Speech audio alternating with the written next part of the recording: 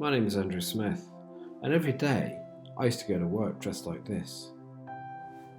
Got my suit jacket, got my cufflinks and my French cuffs, got my silk tie, and I felt like the man. I thought I was living the perfect life.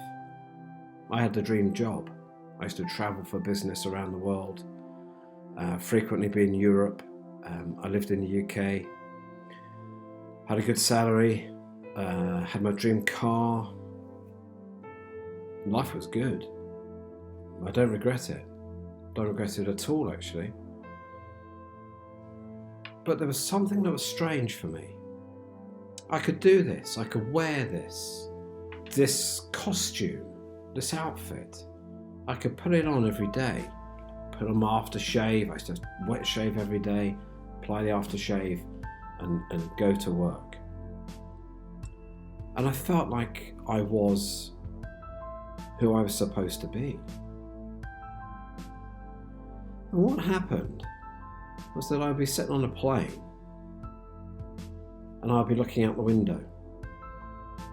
And down below, you could see the French Alps, or the Italian Alps. It was on the border between the two countries. As I came over Italy, I could see Lake Como. It's beautiful. And snow caps on the mountains. And it's fantastic. And I used to be looking out the window, and I'd be super excited, and I'd feel it inside of me, bursting with excitement to see this amazing sight down there. And I looked back in the plane because I wanted to share it with some other people. I wanted them to share in this amazing stuff that I could see out there. When I looked at the clouds in the sky and the formations, and sometimes I'd see the sunrise or the sunset, and the colour of the clouds reflecting the orange and the pinks and the mauves and the purples. Wow, spectacular, right? And I wanted to share it with someone. And so I'd look back in the plane, and I'd look to my side, and I'd look in front, and I'd sort of look around, and everybody around me, they had their head in newspapers. They were working on their laptops. And I thought to myself, I feel different.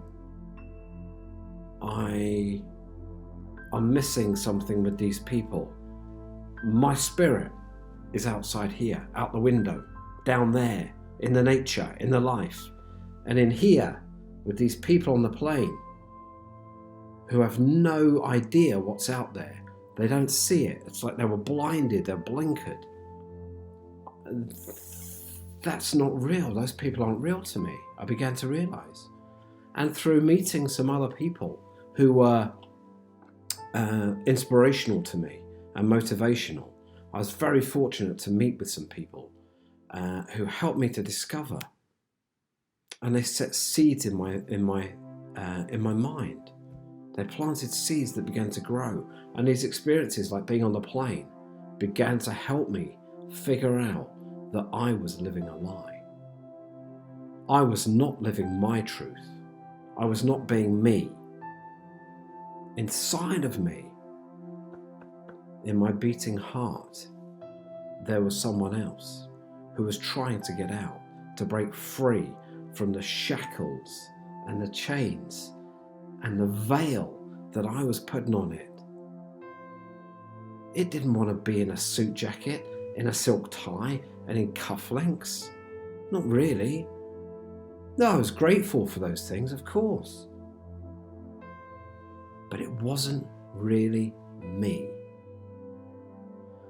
So I began to change.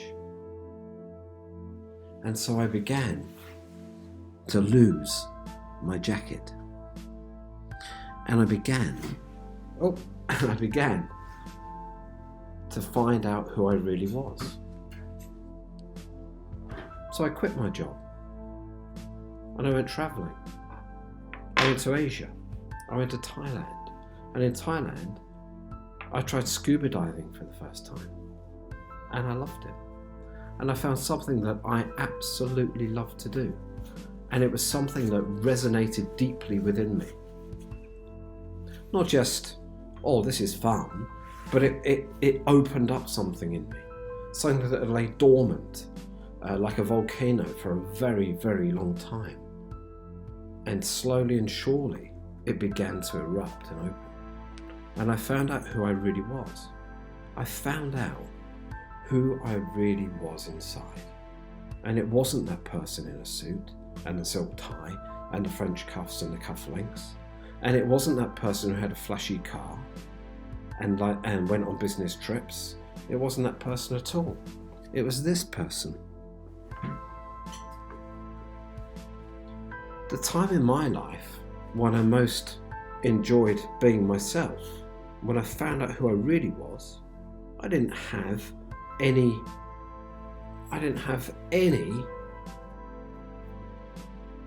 clothes really with me. I had one suitcase. Oh, it wasn't even a suitcase, it was a backpack. I had one backpack and I had a dive bag. And my daily commute to work was I'd cycle along the beach road in Costa Rica to the dive shop where I worked as a scuba diving instructor. I wore a singlet like this, a vest, a singlet, and I wore board shorts and a pair of jandals or flip-flops. And that was the happiest I ever have been in my entire life. I found out who I was. This is who I am. I found my light. You too can discover your light. You have to be brave. You have to be courageous.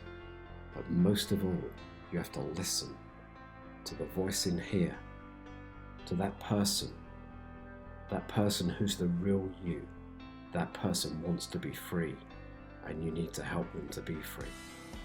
Let them go. Be the real you. And the moment that you do that, the moment that you take your first step, your life will get better. You'll begin to smile. And everything will seem different to you. Things start to connect together and make sense. The universe, life, it all starts to come together. All these things that you've read from mystics and wisdoms and wise people of the ancients, all that knowledge, you start to realize for yourself that it's true because you live an authentic, genuine life. You are being who you are. Each of us deserves that chance. You deserve that chance. Don't let it go.